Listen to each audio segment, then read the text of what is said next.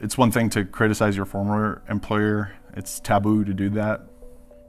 But to criticize an employer that also owns extremely lethal technologies and surveillance technologies that are highly invasive and used in war zones is something else entirely. It's 2025. We're all kind of used to government surveillance. The idea that we're all being watched all the time and don't own our own personal data has become normalized. We're also used to the military spending vast amounts of our money on just a few giant defense contractors. But one tech company wants to change both of those things and become the ultimate military contractor and the ultimate arbiter of all of our data. Palantir is here to disrupt and make the institutions we partner with the very best in the world, and when it's necessary, to scare enemies and on occasion kill them. Check out Palantir shares surging 22% after the company cited a boom in demand for its AI software from the U.S. government. We're doing it. We're doing it. And I'm sure you're enjoying this as much as I am. Palantir, a tech company based here in Denver, claims they can revolutionize government systems with their data analysis software, newly powered by artificial intelligence. They've been hired by the Department of Defense, the FBI, local police departments, and even the IRS and Wendy's to take in the information those organizations collect even more information, and use that data to draw conclusions.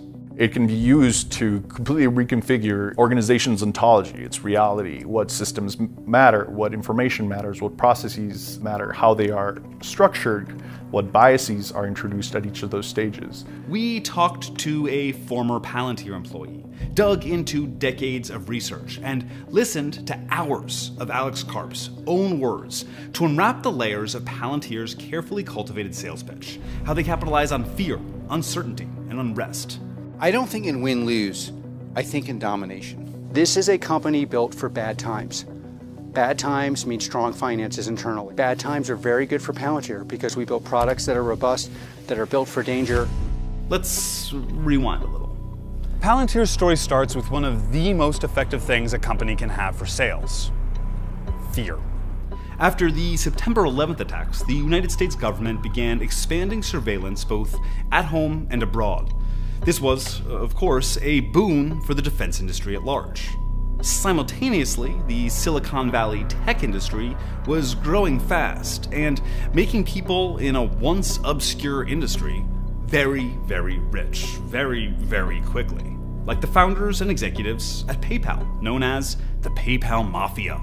Elon Musk, Reid Hoffman, the LinkedIn guy, and Peter Thiel. When PayPal was sold, Thiel had millions of dollars burning a hole in his pocket and an idea. PayPal had developed systems for detecting fraud and crimes on the platform. What if they could use similar thinking to analyze the world at large? So Thiel pulled from his network to build out a new company. One of the first hires was Thiel's Stanford Law School roommate, Alex Karp, who'd gone on after Stanford to get a PhD in not business or computer science or engineering, but neoclassical social theory. They named the company Palantir, after the Palantiri from J.R.R. Tolkien's Lord of the Rings.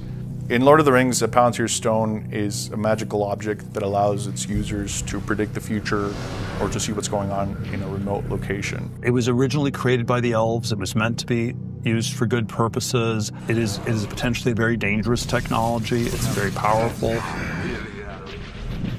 Long have you hunted me? So that's Middle-earth, but what does Palantir do in a regular Earth? And what we do is we use what legal scholars call predicate-based search. So we would look at you, and then we would go out and say, oh, there's lots of different things in your life that may be indicative of someone involved in bad behavior.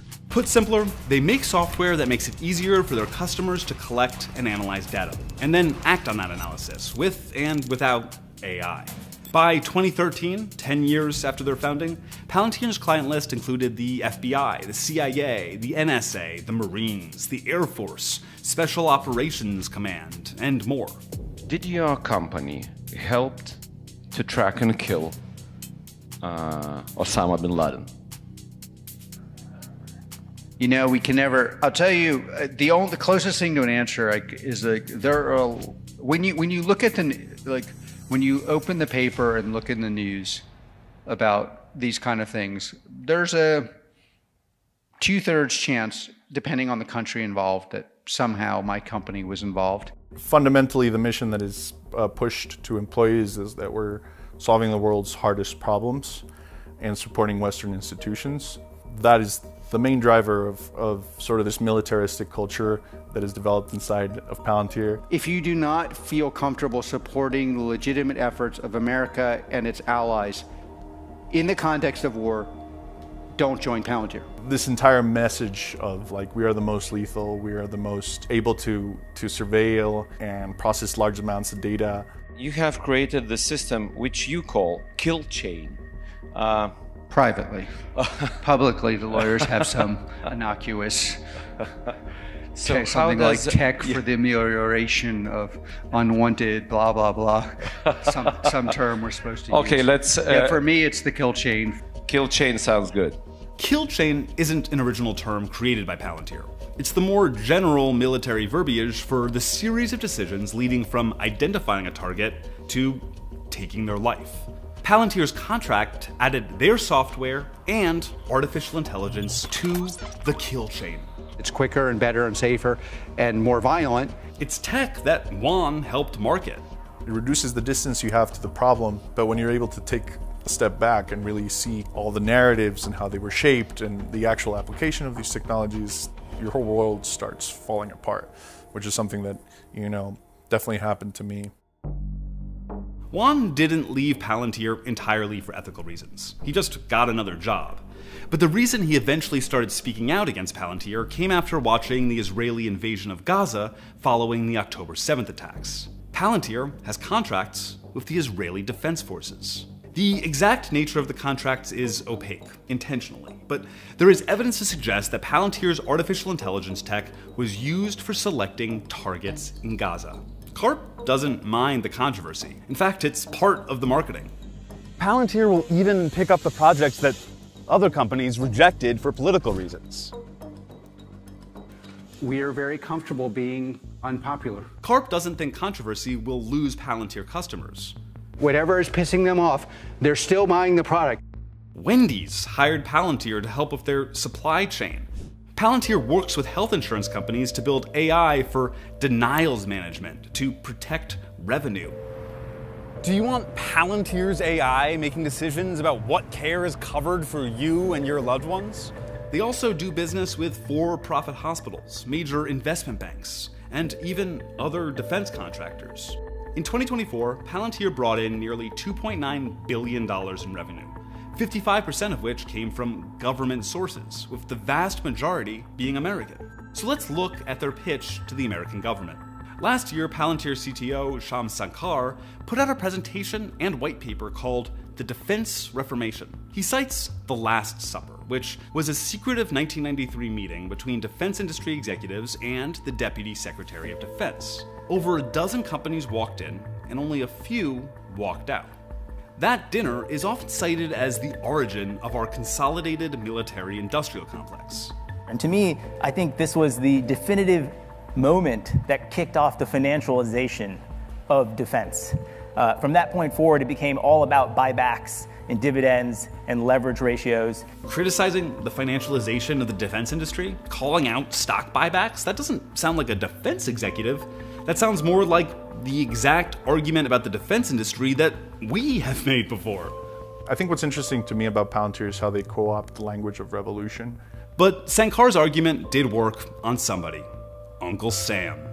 The Defense Innovation Board, an advisory group within the Department of Defense, cited Sankar's presentation multiple times in their 2024 report on why the DoD needs to divert more of their budget to emerging technology. That's giving money to Palantir. There's a reason Palantir just replaced Ford Motors in the S&P 100 in the months after Trump was elected. The Trump administration is an ideal customer for what Palantir is selling. First, there are many former Palantir employees sprinkled across the Trump administration, from inside DOJ to foreign policy advisors to high-level technology appointees. And Palantir co-founder Peter Thiel, heavily invested in the company, is also heavily invested in President Trump and Vice President Vance. He was a major campaign donor to both. Then the stated goal of Doge is to streamline and combine government data, which is exactly what Palantir does. The ways that the government is defrauded is that the computer systems don't talk to each other. And obviously, Karp is loving it. Disruption, in the end of the day, exposes things that aren't working. There'll be ups and downs. There's a revolution. Some people can get their heads cut off. Like, you know, it's like we're expecting to see really unexpected things and to win. And what is winning, according to Palantir? This is CTO Shyam Sankar in 2021. Turning to government, we continue to advance our mission of becoming the U.S. government's central operating system as we extend our footprint across defense, healthcare, and civilian agencies. The government's operating system. They want everything to funnel through Palantir. Palantir already has contracts with the IRS, going through taxpayer data to save auditors time by finding the easiest audits to pursue. Now, Wired reports, Doge will likely hire Palantir to create unified software for the entire IRS, a mega API that would allow anyone with access to view and possibly alter all IRS data in one place. That's all of your financial information. And they have multiple contracts with the Department of Health and Human Services, including nearly $100 million to support HHS's core administrative data and applications, to manage, ingest, and access data securely across business domains. HHS's core responsibility is Medicare and Medicaid. That's control over millions of Americans' health records and their access to healthcare. So what does it mean for one contractor to have all that power, data, and taxpayer money as profit, especially as AI gets involved? As we kind of increasingly live in a simulated world, we lose touch with reality and the human decisions that matter, and we move closer towards governance by algorithm. Not only made by decisions of automated artificial intelligence systems, which is a problem, but more importantly, subject to decisions made by the people who are influencing these AI systems and creating them in order to fulfill an agenda for whatever their profit-seeking or control-seeking objectives are. And when I see Doge kind of going into every agency and addressing the IT department first, I see it as an opportunity to try to change reality itself. But so what? Why am I telling you all of this? Palantir has no problem being seen as Big Brother, as all-powerful, as lethal even. We're at the brink of using these technologies potentially to run our government, to run our battlefields, and our personal lives. Using artificial intelligence as a sort of panacea solution across our federal departments, and especially when they're, again, wielded by people with a very distinct agenda, puts everyone at risk. It almost feels like that's been the plan all along. Here's co-founder Peter Thiel in 2010 at Libertopia, a libertarian conference, speaking about tech companies and government. The basic idea was that we could never win an election on getting certain things because we were in such a small minority. But maybe you could actually unilaterally change the world without having to constantly convince people and beg people and plead with people who are never going to agree with you through technological means. And this is where I think technology is this incredible alternative to politics. And here's Alex Karp in 2009 on civil liberties with regards to Palantir's work. The central question, in my view, of civil liberties is how, it's not if the government has data, because let's assume the government has as much data as a health insurance company. It's how is that data being used? Is it being used in a way that's lawful? Meaning, do they have the right to use it? And is it being migrated into places it's not allowed to be used? We allow the enforcement of rules that the government ought to enforce. And by the way, my experience is they want to enforce, or at very least know they need to enforce. And if it's framed in that way, then you can have what is the ultimate Silicon Valley solution. One co-founder openly wants to use the power of the tech industry to affect politics. The other wants his company to have oversight over how the government data they're paid to handle is used. And the founders of Palantir will retain control in the company no matter what, through an obscure ownership structure. Their Class F shares grant them 49.99% of voting power, even if they collectively own as little as 6% of the company. At the start of this journey, I was extremely afraid for the repercussions of this writing, of speaking out, but now I'm like, you know, even more convinced that this is absolutely necessary. We can't replace our current broken system with an even more broken one. And we can't let the worst people in Silicon Valley become our government. It's not about whether you're actually at risk for speaking out or not. It's just the idea that somebody's watching you is enough to push people into silence.